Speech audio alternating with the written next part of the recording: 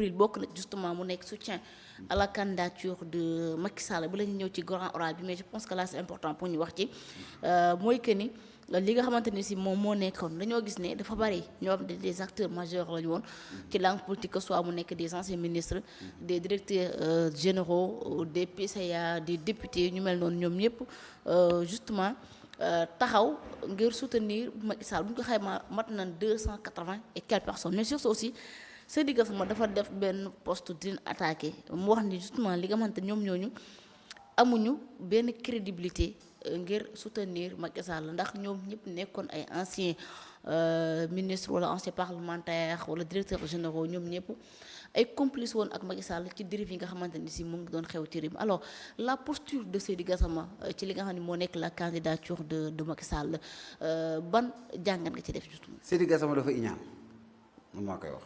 dafa c'est un gars dafa iñaan. c'est un gars goo xam ne xolam du sedd. Seydi Gassama dafa am lu mu yor muy Amnesty International. moom bokk na ci ñoo xam ne seen kàddu warul gaaw a jóg. ñee dañoo jël seen responsabilité. ak seen i doomu dëkk xam ne ñoo bokk Sénégal bokk Afrique. am ñeneen ñoo xam ne sax dëkkuñu Afrique. di jàppale président Macky Sall. suñuy différent au niveau national. warul nag refléter wu au niveau international. dafa ñaaw. ñetteel bi Seydi Gassama dafa am fu ñu ko doon xaar ci homosexualité bi laa ko doon xaar. la moo ci position. étudiant bi de à l'université la moo ci position ndax Amnesty International la yor sur les droits humains. la moo ci position kenn déggu ko ci mu wax ci ak tamit ce qui se passe dans ce pays. vraiment d'abord les arrestations. yooyu yëpp da see war a wax entre les activistes les chroniqueurs yi kii. parce que c'est les droits humains la wax. yooyu dañ koy xaar ci question yooyu certes que ñoom dañoo bokk ay branches ci uni am na droit bu ko neexee bañ a far waaye nag ñaaw na trop nga bokk ak nit dëkk. mu nekkoon sa président am ngeen trajectoire. nga jël sa nga am man si gis que question de personne la du question au niveau national gis nga nit. man pour man sama doomu réew bu demee bay laaj dara différent bu mu mënti am. dama koy teg fee fexe mu jàll parce que suñu njariñ la. bien sûr diw de Sénégalais la nekkoon comme tey jii ni ñuy bàkkoo ni ñu koy wax te Abdou Diouf francophonie. UNESCO Amadou Mahtar Mbow ainsi de suite. ba si El Hadj Diouf joueur mi parce que ñoom Sadio Mané. noonu nga war a bàkkoo tey jii seen parce que Macky Sall am na leen loo xam ne réussi c'est la première fois pour l'histoire politique du Sénégal et sur les institutions internationales benn Sénégalais nekk candidat. te pour Macky Sall nekk ko pour Sénégalais nekkaat ko ba agsi fii. dina jafe trop du ñii nag. lu tax mënta doon ci ñoom ñii. non amuñu capacité bi amuñu xameel bi.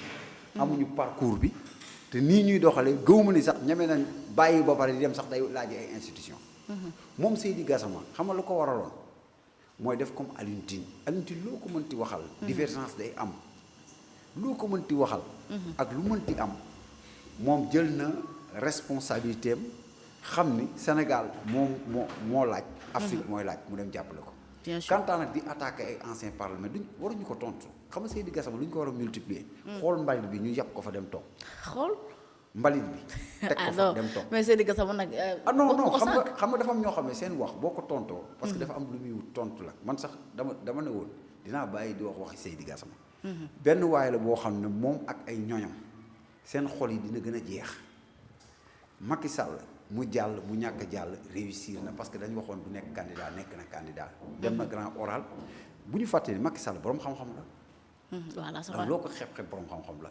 il maîtrise le sujet. am na loo xam ne def na ko Sénégal moom Seydi Gassama defa ko ci. nekk na président de la République. mu rafet ak mu ñaaw yëpp. jaar-jaar ñii tamit pare bu ñu de. parce que ku ñu jox dara te ñu dénk la ko. day ñaan yàlla mu am lu ñoŋ. bien sûr. passage bu Macky Sall am na yoo xam ne kenn rafetlu ko.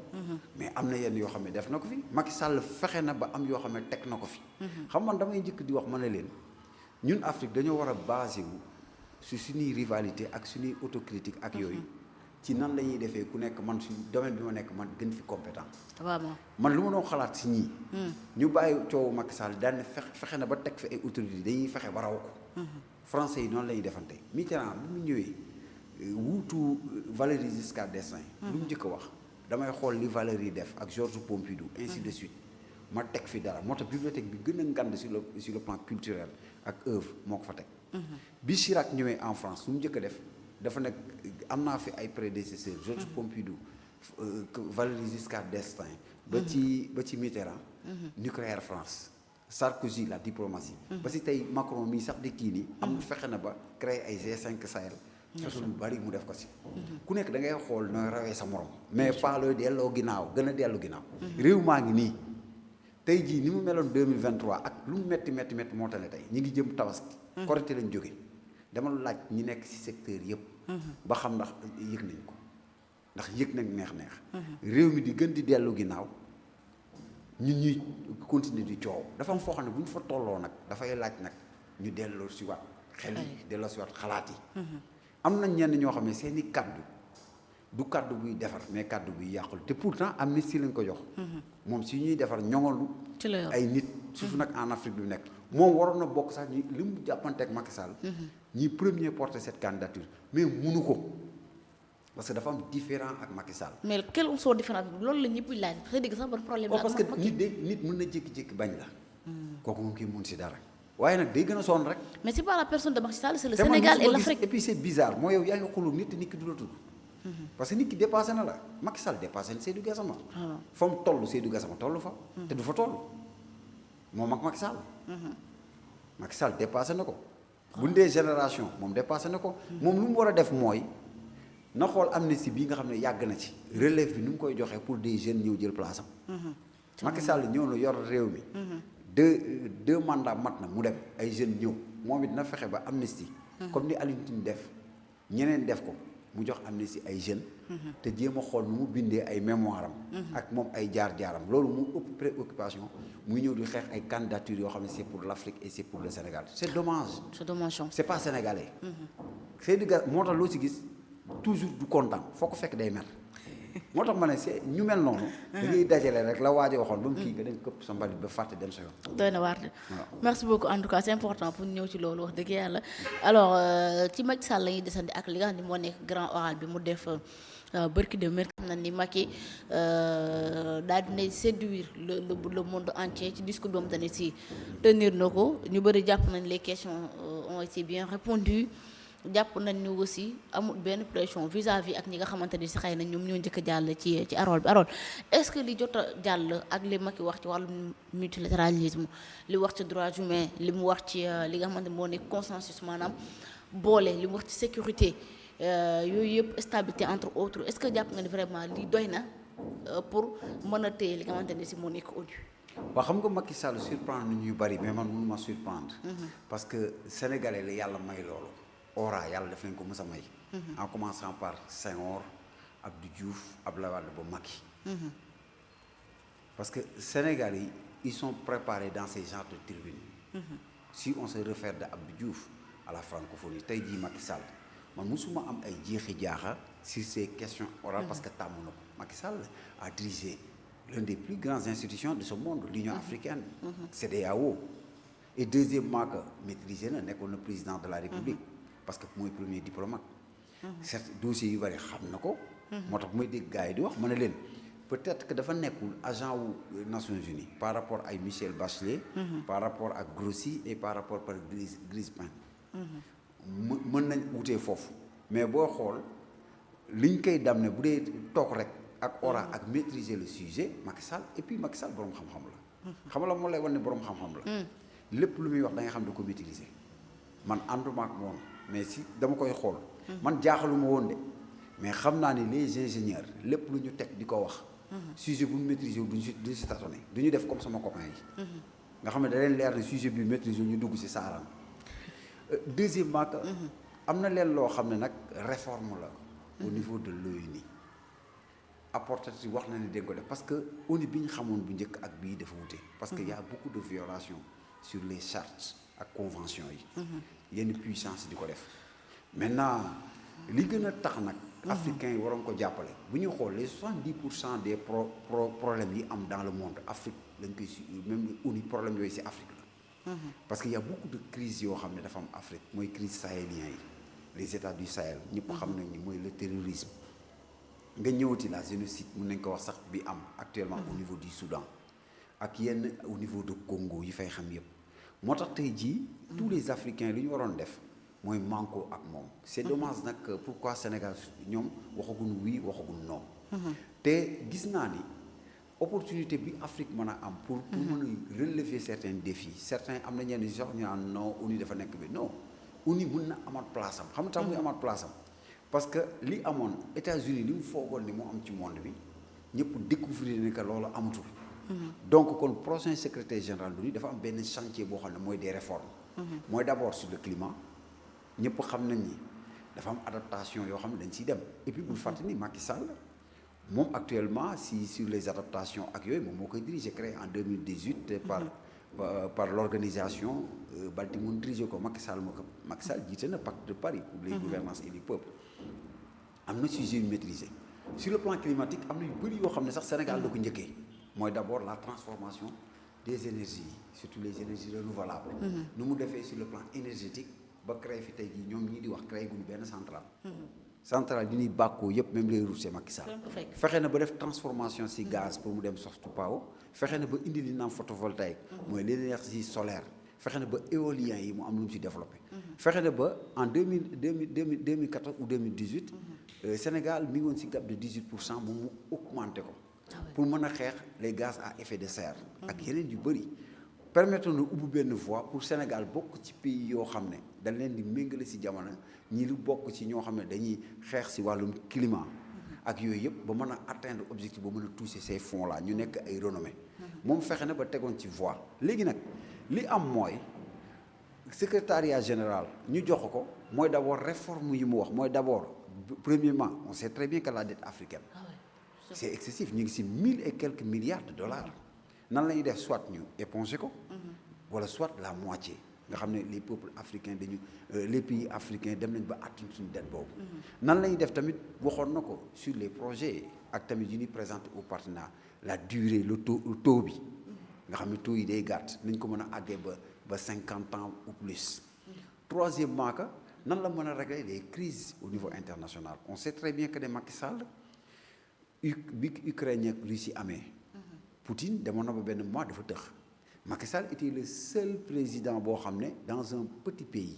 comme ni ñu koy waxee mais pays boo xam ne dafa ngande ci àdduna tout à fait ndax ñëpp fi doon ñëw fexe na ba defaroon diplomatie ba dem toog ak Poutine am lu am solo lu mu ko waxoon mooy naan guerre bi am na mais war ngeen waxtaan moo xam da ngeen di dem seen voisins yi waaye war ngeen a waxtaan yéen ñaar pour trouver solution fexe na tamit sur les importations et les exportations yoo xam ne danañ jóge Ukraine di dem surtout Afrique aussi blé beeg ak yeneen yi les produits ban ubbil ko yooyu Macky Sall ko réglé woon ba ñëpp xam ne sax président France bi mu demee si Poutine table bu ngand la ko tegal toog fee mu toog fee mais Macky Sall vis-à-vis la ko def te amoon na Covid Macky Sall moo tax je vois que l'effet de l'Afrique du Sud parce que bi Macky Sall demee ñuy waxtaan ci crise ukrainienne yi Macky Sall dafa dajaloon ay président Afrique du Sud ci la bokk ba nu duggee si train bi sax jógee Kiev Ukraine dem Russie ñu discuter si yooyu deuxièmement bi mu nekkee président de la République presque tous les 5 pays yi ñuy wax ñoo am veto